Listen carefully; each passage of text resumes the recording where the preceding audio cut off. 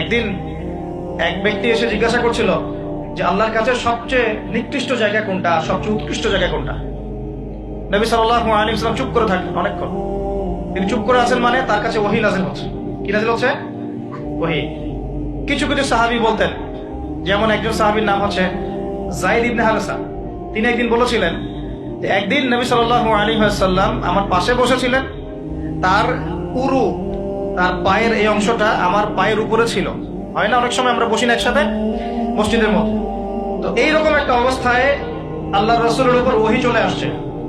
তো সাহাবী বলছেন ওই সময় আমার কাছে মনে হচ্ছিল যে আমার পাটা মনে হয় ভেঙে গুঁড়া হয়ে যাবে।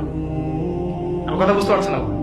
ওহীর যে একটা ভার, ওহী আসছে, তিনি বুঝতে পারছেন যে তার ফিজিক্যালি তার মধ্যে অন্যরকম একটা স্ট্রেন চলে আসছে।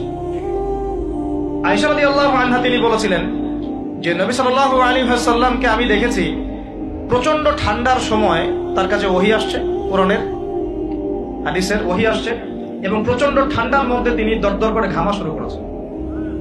তো ওহী আসলে বোঝা যেত কিছু একটা হচ্ছে। তো নবী সাল্লাল্লাহু আলাইহি ওয়াসাল্লাম নবী হওয়ার পরে একটা শব্দ আল্লাহর ওহী ছাড়া কাউকে বলেন নাই। এটা হচ্ছে ইসলামের একটা প্রামাণ্যতা, মানে ইসলাম যে এতই নিখুঁত, এতই নিপুণ, এখানে যাররা পরিমাণ বাতিল ঢোকার কোনো সুযোগ নাই।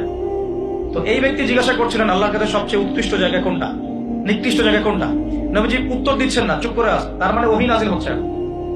বেশ কিছুক্ষণ পর তিনি বললেন, শোনো, ওই ব্যক্তি কোথায় যে প্রশ্ন করেছিল? বলা হলো ওই যে, ডেকে নিয়ে আসো। তাকে কাছে ডেকে বলা হচ্ছে, শোনো, আল্লাহর কাছে সবচেয়ে উৎকৃষ্ট জায়গা হচ্ছে মসজিদ। কোন জায়গা ভাই? মসজিদ। আর আল্লাহর কাছে সবচেয়ে নিকৃষ্ট জায়গা হচ্ছে বাজার। কোন জায়গা? বাজার। যেটা আমাদের এখন বেশি বেশি বাজার, ঘন ঘন বাজার। শেষ জামানায় বাজার ঘন ঘন হবে, কে আমাদের আলামত। বাজার ঘাট হবে তো ঘন ঘন, বাজার থেকে বের হলেই বাজার। এটা হয় না এখন? এত কিছু চোখে দেখার পরেও মানুষকে বোঝাতে হয় যে হাতে সময় কম। আল্লাহ পাকের গজব একটার পর একটা আসতে আছে, দেখতে পারতেছেন না? সামনে যে বড় সড়ো কোনো বন্যা হয় কিনা আল্লাহ ভালো জানে। বলা হচ্ছে যে একটা জলোচ্ছ্বাসের মানে ঝুঁকির মধ্যে আছে বিশ্বের বহু কান্ট্রি। বিশ্বের বহু কান্ট্রি জলোচ্ছ্বাস, বড় একটা জলোচ্ছ্বাসের হুমকির মধ্যে আছে। 20 ফুট থেকে 25 ফুট পানি উঠে যাবে, উঠে উপকূলবর্তী অঞ্চলগুলো ডুবিয়ে দিবে। এটা এখন গবেষকরাই বলছেন, বিজ্ঞানীরা। আর আমরা তো আগেই বলেছি, যখন একটা জনপদের মধ্যে শিরকের পাপ বেশি হয়, কোন পাপ? শিরকের পাপ। শিরক শুধুমাত্র ওই মূর্তি পূজা করাই শিরক নয়, আপনাদেরকে জানাই দিতে চাই, কবর পূজা করাও শিরক। কথা কি বুঝতে পারছেন? আমার কথা কিভাবে নিবেন জানি না, কিন্তু আমাকে তো বলতে হবে।